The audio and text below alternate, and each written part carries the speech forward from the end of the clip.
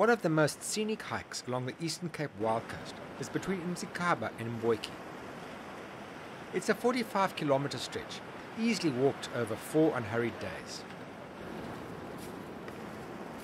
After spending the first day travelling to and settling down at the Msikaba campsite, the hike starts in earnest on day 2.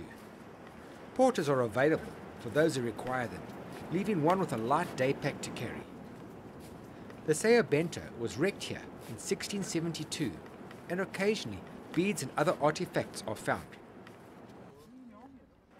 An old South African Air Force carving on the rocks at Msikaba is a memento of the squadrons that were based in the area during the Second World War.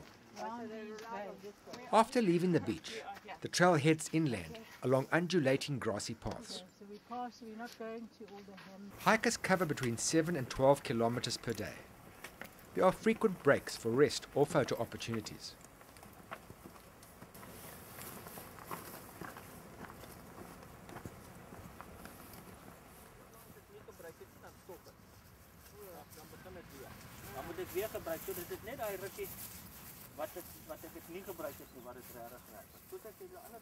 For some of the guides, it's just a walk in the park.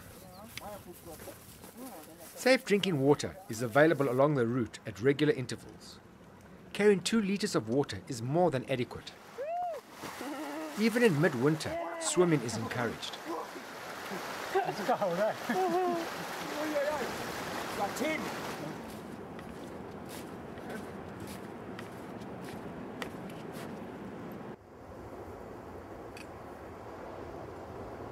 In 1782, the Grosvenor sank here, with 125 survivors.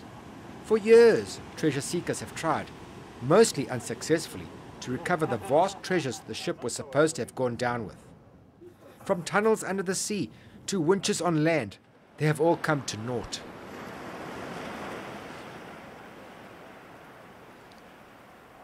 Backpacks are ditched for a short inland hike to the aptly named Garden of Eden.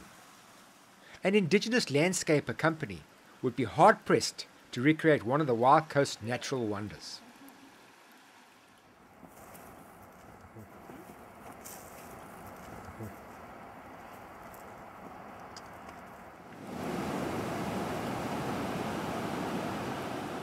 The overnight camp for day 2 is at Port Grosvenor.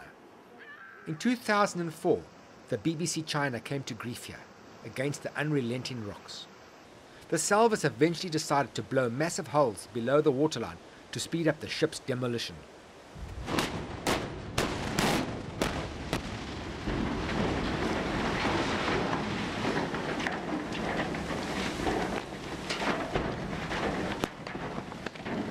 Although it appeared intact after the explosives, the coup de grace came 3 years later. Heavy seas casually tossed the remains of the ship onto the rocks where they now reside.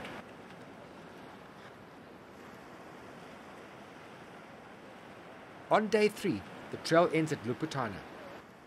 With the flat rock shelves extending into the sea, there is a spectacular display of exploding waves, accompanied by loud thumps, similar to thunder, as the waves meet terra firma. It's a sight that would be the envy of any musical fountain developer.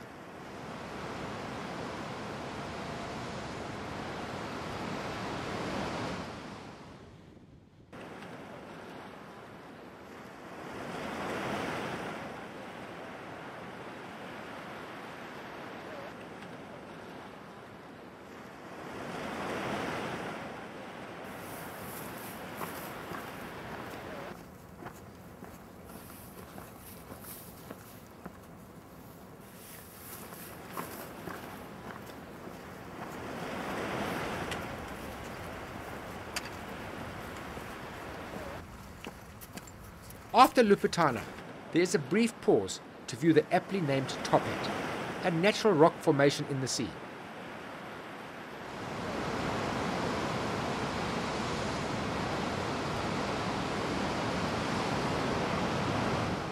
Waterfall Bluff is where the Umblambamkulu River plunges directly into the sea.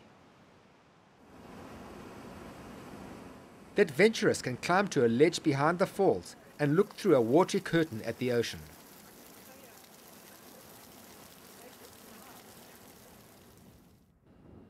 Wide open grasslands provide an interesting change of scenery, and the path leads one onto the next attraction.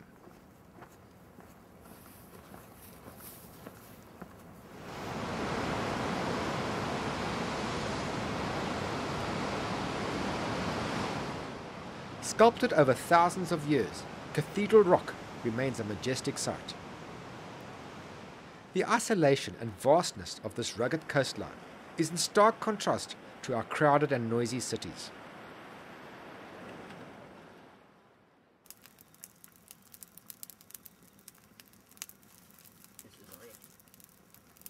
Looks ready. After the final overnight camp at Wilson's cottage, hikers set off on their last day for Mbotyi.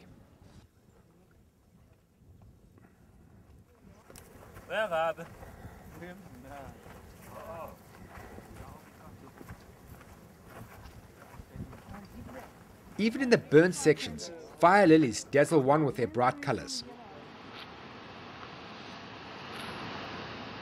After passing Leopard Rock and Msikaba Falls, the backpacks are ditched for an easy climb to the base of the Sentinel.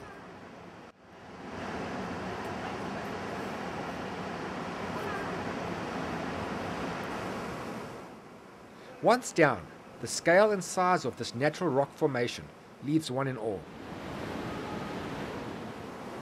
This massive, precariously placed rock is known as the Fallen Idol.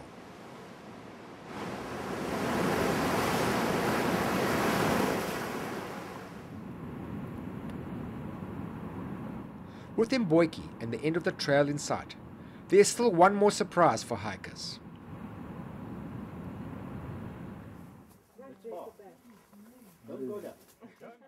Long time ago, a man from a village, that was before I was born, he decided to kill his dog here.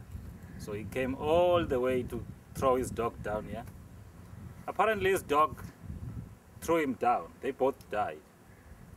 I don't know what happened. Maybe the dog made him angry or something, but they both went down. That man was called Mhlana, and this place is called Mhlana Bridge, after that man.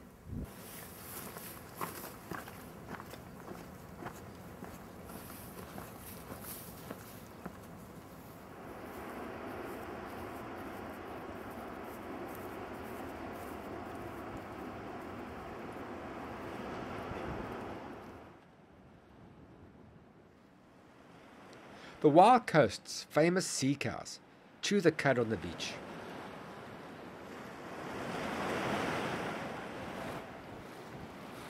After 40 kilometers of hiking, the cool sea provides a welcome relief for weary feet. Sections of this pristine coastline are under threat of mining, freeways and development. If you have never hiked this amazing coast, you might not have another chance. Do it while you can.